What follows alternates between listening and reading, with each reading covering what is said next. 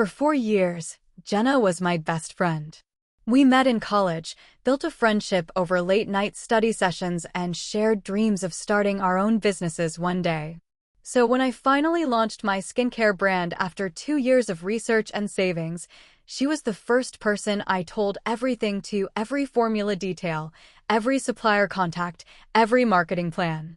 I trusted her completely. That trust nearly cost me everything. My name is Olivia. I'm 27, and for the past 2 years, I worked nights as a bartender while developing a natural skincare line in my tiny apartment kitchen.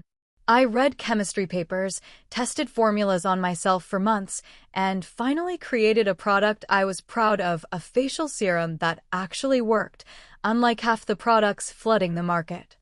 Jenna was always supportive, or at least she seemed to be. She'd ask detailed questions about my ingredients, my packaging designs, my pricing strategy. I never questioned it because that's what best friends do. They care about your journey. I even showed her my business plan documents once, thinking nothing of it. 6 months ago, I finally launched. Small local launch, online store, a few local boutiques agreeing to stock it.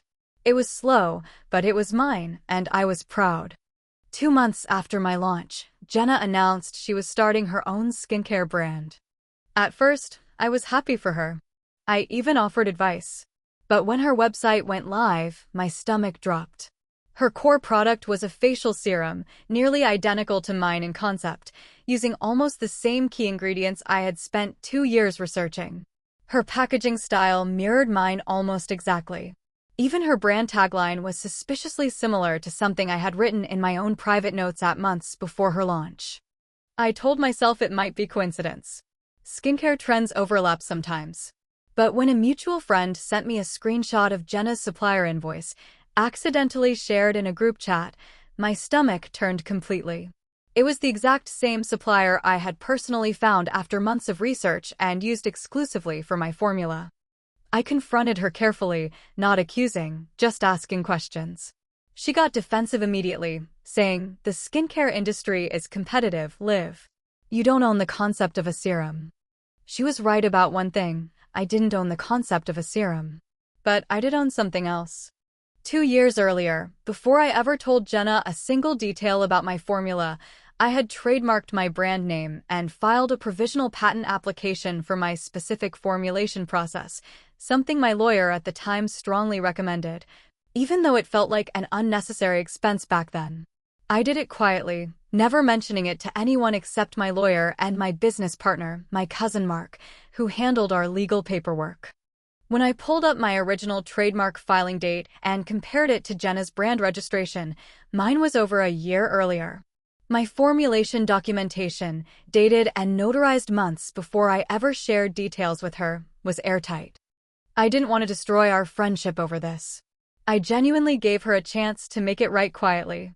I sent her a private message explaining what I had discovered, including screenshots of my trademark filing and formulation dates, and asked her to change her formula and rebrand before this became a legal issue. She didn't respond for 3 days. When she finally did, it wasn't an apology.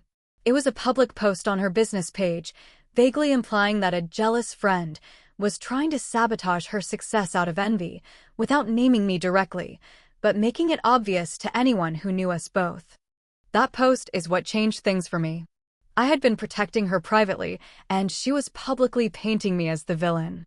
I contacted my lawyer the same day.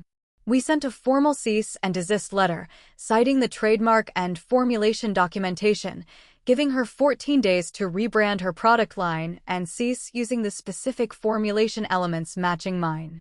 She tried to fight it initially, hiring her own lawyer, but once her lawyer reviewed my documentation, the case was clear.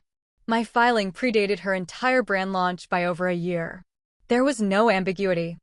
Jenna was forced to pull her product line temporarily, rebrand completely, and issue a private correction to the mutual friends who had seen her public post, clarifying that her accusations had been misplaced. We haven't spoken since. Mutual friends tell me she still feels wronged, still believes the skincare space is big enough that this shouldn't have mattered. But she forgets that trust was broken the moment she took private information I shared with her as a friend and used it to build a competing business, then tried to publicly frame me as the aggressor when I simply asked her to stop. I don't regret trademarking early, even when it felt unnecessary at the time. I don't regret protecting my work. What I regret is trusting someone completely without realizing that friendship and business ethics don't always align the way you hope they will. My brand is doing better than ever now. 3 new boutiques picked us up last month, partly because of the visibility the situation accidentally created. Sometimes protecting what's yours isn't about revenge. It's simply about refusing to let someone rewrite the story of what you built.